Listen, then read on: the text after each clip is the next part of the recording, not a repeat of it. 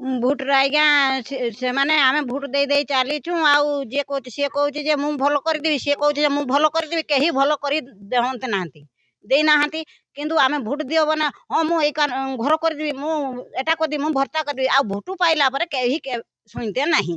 ବଣ ଜଙ୍ଗଲ ଘେରା ଶୁଙ୍କୁଳା ପତାକା ପାଁଶପା ବ୍ଲକର ଇଏ ଉପାତ ଅଞ୍ଚଳ ହେଉଛି ଶୁଙ୍କୁଳା ପତାକା। ଆପଣ ଦେଖୁଥିବେ ଆମେ ବର୍ତ୍ତମାନ ଗାଁରେ ଅଛୁ ଯେଉଁଠି ମହିଳାମାନେ ଏକାଠି ହେଇକି ଅଛନ୍ତି।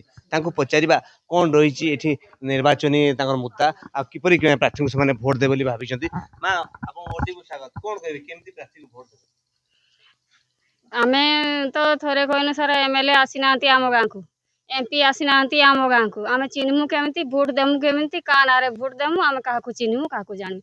ତ ସେମାନେ ଆସିଲେ ସିନା ଆମେ ଭୋଟ ଦେମୁ ଚିହ୍ନିମୁ ତାପରେ ଆମର ଗାଁରେ ଯାହା ପରିସ୍ଥିତି ହେଇଛି ଆମେ ତାହା ଆମେ କହିମୁ ଅନୁରୋଧ କରିମୁ ତାଙ୍କୁ ଆମେ କ୍ଷମା ମାଗିମୁ ଆମର ଏମିତି ମିଳୁ ସେମିତି ମିଳିମୁ ଆମେ ଭୋଟ ଦେମୁ।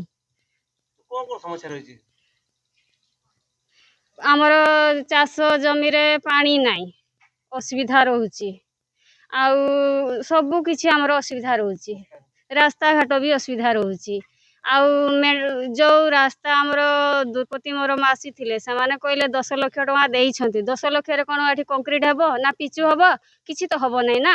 ଆମେ ସେଇଟା ମାଗିଥିଲୁ ଆଉ ଆମର ରାସ୍ତା ଅସୁବିଧା ଆମର ଅଧିକ କିଛି ପଇସା ଆସୁ ଆମର ପିଚୁ କି କଂକ୍ରିଟ କାମ ମରାମତି ହେଉ ଆମେ ସେଇଟା ମା ମାନେ ସମସ୍ତେ ବସିକି ଏକାଠି ଆଲୋଚନା କରୁଛୁ। ଆପଣ ଶୁଣିଲେ ସେମାନେ କେବେ MLA MP ଦେଖି ନାହାନ୍ତି କି ତାଙ୍କ ଦୁଃଖ ବୁଝିବା ପାଇଁ ମଧ୍ୟ କିଏ ଆସିନାହାନ୍ତି। ଆମ ସାଙ୍ଗରେ ଆଉ ଜଣେ ମା ଅଛନ୍ତି। ମା କେମିତି ପ୍ରାର୍ଥୀକୁ ବାଛିବ ବୋଲି ଭାବୁଛ? କ'ଣ ମୁଦ୍ଦା ରହିଛି ଅସୁବିଧା କେମିତି ଲୋକ ବାଛିବ?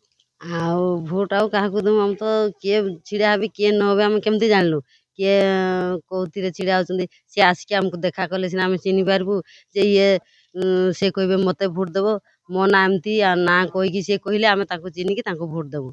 ଆଉ ଆମର ଗାଁର ବହୁତ ଅସୁବିଧା ଦେଖନ୍ତୁ ସାର୍ ଯେଉଁ ନଳକୂଅ ଦେଉଛନ୍ତି ପାଣି ଆସୁନାହିଁ ଯଦି ନଳକୂଅ ବି ଦେଇଛନ୍ତି ନଳକୂଅରେ ବ୍ଲିଚିଂ ପାଉଡର ପଡ଼ିବା କଥା ସେଠି ଜୀବାଣୁ ହେଉଛନ୍ତି ସେ ଜୀବାଣୁ ଆମେ ସେ ପାଣି ଖାଉଛୁ ସେ ଜୀବାଣୁ ଆମ ଦେହରେ ତ ରୋଗ ହେବ ନା ନାହିଁ। ଆଉ ସମସ୍ୟା ଗାଧୋଇବା ପାଇଁ ବି ପୋଖରୀ ଅଛି ପୋଖରୀରୁ ବି ପାଣି ଶୁଖି ଯାଉଛି ଭଲ ଗୋଟେ ପୋଖରୀ ଦିଅନ୍ତୁ ବଡ଼ ପୋଖରୀ ହଉ ସେଇଠି ଆମେ ଗାଧେଇବୁ ପାଣି ଆମ ଜମିକୁ ବି ଯାଉନାହିଁ ଶୁଖି ଯାଉଛି ଚାଷ ହଉନି। ଆପଣ ଶୁଣିଲେ ତାଙ୍କ ସମସ୍ୟା ଆମ ଜଣେ ଆଉ ଜଣେ ମା ଅଛନ୍ତି। ମା କେମିତି ପ୍ରାର୍ଥୀକୁ ବାଛିବ ଭୋଟରେ?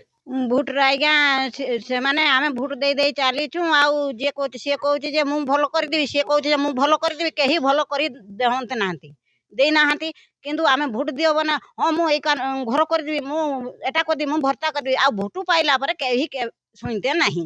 ଆଉ ଯଦି ସୁବିଧା ହେବ ଯିଏ ଆମକୁ ଭଲ କରିବ ଗାଁଟା ସୁବିଧା ରଖିବ ଆଉ ଗାଡ଼ି ଆମେ ଛକକୁ ଗଲା ବେଳେ ସେଠି ବନ୍ଦିରା ଭୁଇଁନେ ଭଲ ଚୋରି ଭୁଇଁନେ ଭଲ ସେଇ ଛକକୁ ଯାଉଛୁ ଆମେ ଏଠି ଯଦି ସୁବିଧା ହେବ ସେଟା ସେଇ ମୁଣ୍ଡୁଳା ଛକରୁ ଏଠିକି ଶୁଙ୍କୁଳାପଦା ଯଦି ଆସେ ସେଇଟା ଆମେ ପ୍ରକୃତରେ ଆମେ ଭୋଟ ଦେମୁ ଆମେ ସୁବିଧାରେ ଠିକ୍ ସମୟ ରହିନୁ ଆମେ ଯେଉଁ ଭୋଟ ଦେଇ ଦେଇ ଚାଲିଛୁ ଛୁଆ ପିଲା ହିଁ ସେମିତି ଅବସ୍ଥା ରହିବେ କି ସେଇଟା କେବେ ରହିବନି।